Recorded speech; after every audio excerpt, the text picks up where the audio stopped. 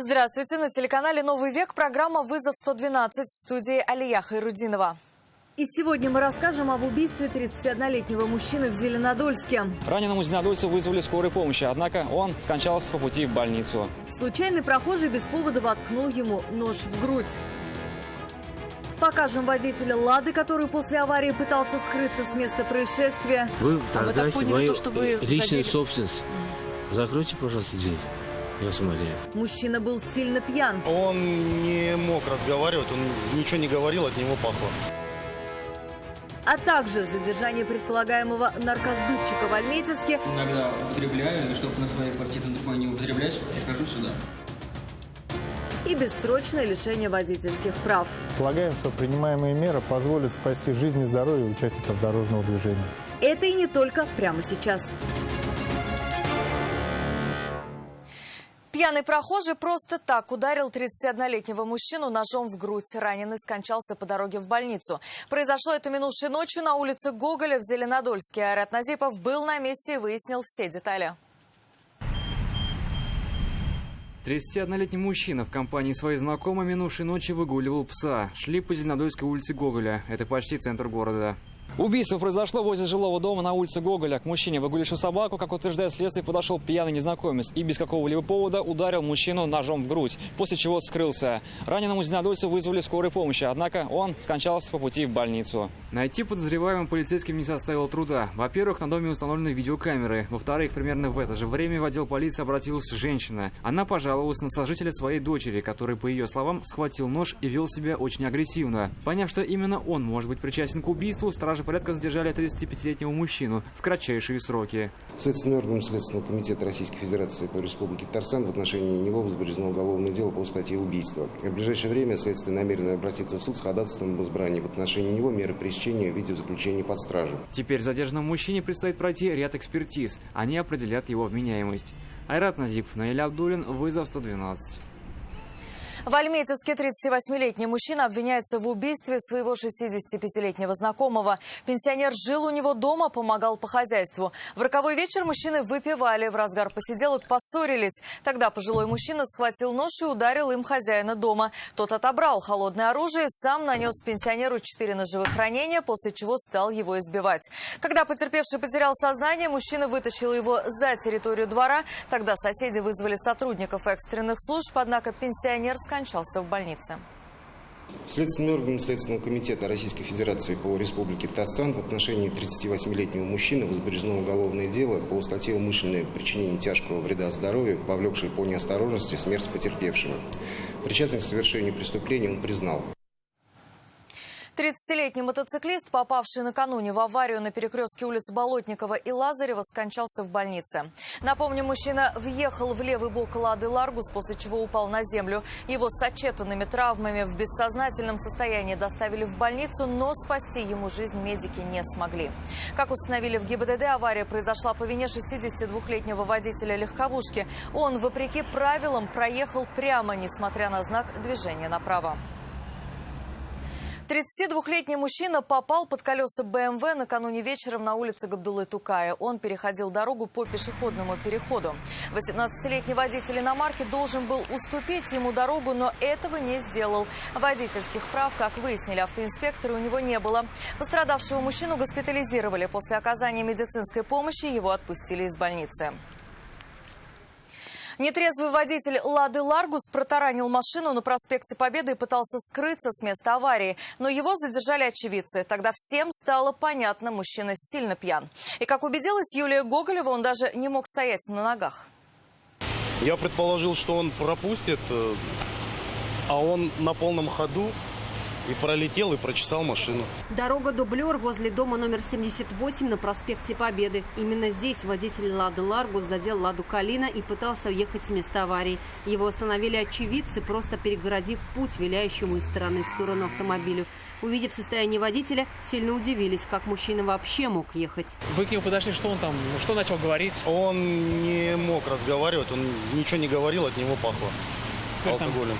Водитель «Ларгуса» даже не мог стоять на ногах. Его посадили на заднее сиденье машины. На место очевидцы вызвали автоинспекторов. А вы сегодня по какому поводу решили выпить? И сесть за руль пьяным? Почему вы решили, что я выпил? Ну, потому что видно, как бы по вам и запах чувствуется. Почему? Ну, то, что вы не совсем трезвый. Я просто сижу здесь в своей машине. Это ваша машина, да? Ну, конечно.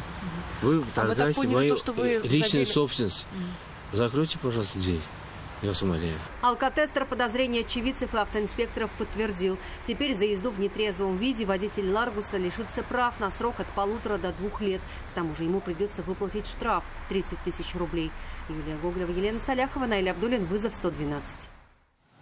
Людей с наркотической зависимостью автоинспекторы Татарстана лишают водительских прав бессрочно. В республике больше, чем у 2200 человек, употребляющих наркотики или психотропные вещества, аннулированы водительские удостоверения.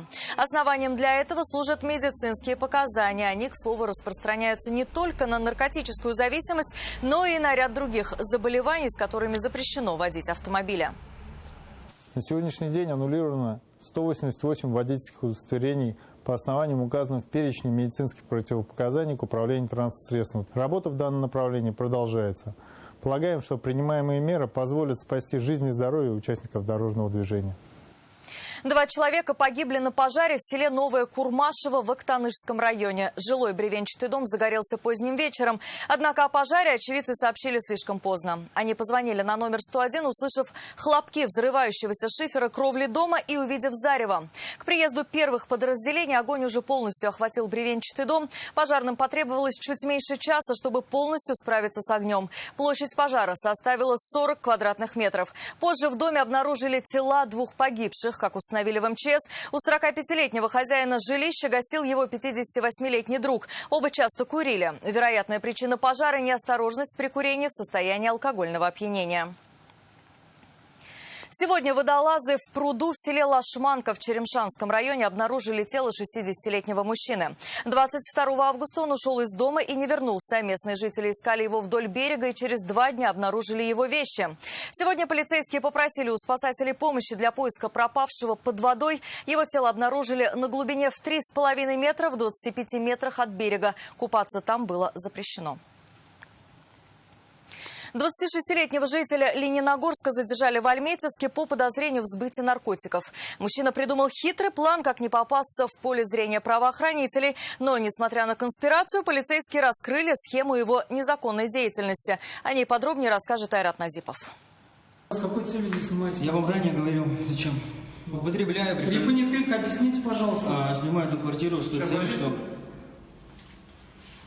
иногда употребляю, и чтобы на своей квартире на другой не употреблять, прихожу сюда. 26-летний житель Лениногорска придумал, как ему казалось, идеальный план конспирации для употребления и сбыта наркотиков. Во-первых, он приехал в Альметьевск, где его никто не знает. Во-вторых, снял сразу 2 квартиры. В одной жил, а в другой, по данным МВД, хранил, расфасовывал и упаковывал запрещенные вещества для оптовой и розничной закладки. Никто из близких о его приключениях не догадывался. Бабушка была уверена в том, что внук устроился на работу в Альметьевске, а родители, проживающие в Краснодарском крае, и вовсе не знали о переезде сына в другой город. Здесь у вас какие-то запрещенные вещества? Нет, ничего нет. Что-нибудь имеется у вас, там хранится? Ничего нету, да? Ничего. Если что-то есть, я вам предлагаю добровольно выдать, если... Есть, ничего нету. Ничего нету, да? Но обыск квартиры показал, что задержанный сказал неправду. Оперативники нашли и изъяли свыше 750 граммов наркотиков. Это марихуана, PVP и мефедрон. Запрещенные вещества житель Лениногорска заказывал у поставщиков на зашифрованных сайтах. Затем забирал крупную партию наркотиков в установленном месте, приносил домой, где фасовал на более мелкие объемы и сбывал. В неделю зарабатывал около 70 тысяч рублей. В отношении фигуранта возбуждено уголовное дело по признакам состава преступления, предусмотренного частью 4 статьи 228 Уголовного кодекса Российской Федерации. Судом в отношении подозреваемого избрана мера пресечения в виде заключения под стражу. Предварительное расследование продолжается. Сейчас полицейские устанавливают другие эпизоды его преступной деятельности. Подозреваемому грозит до 15 лет лишения свободы. Айрат Назипов, вызов 112. Это все, о чем мы успели вам рассказать. Обо всех происшествиях вы можете сообщать нам по телефону 570 50 50 или на мобильный 8 98 69 112 112. Также мы доступны и в социальных сетях. Присылайте видео, снятое вами. В студии была Алия Хайрудинова. Увидимся и не бросайте вызов судьбе. Вдруг она его примет.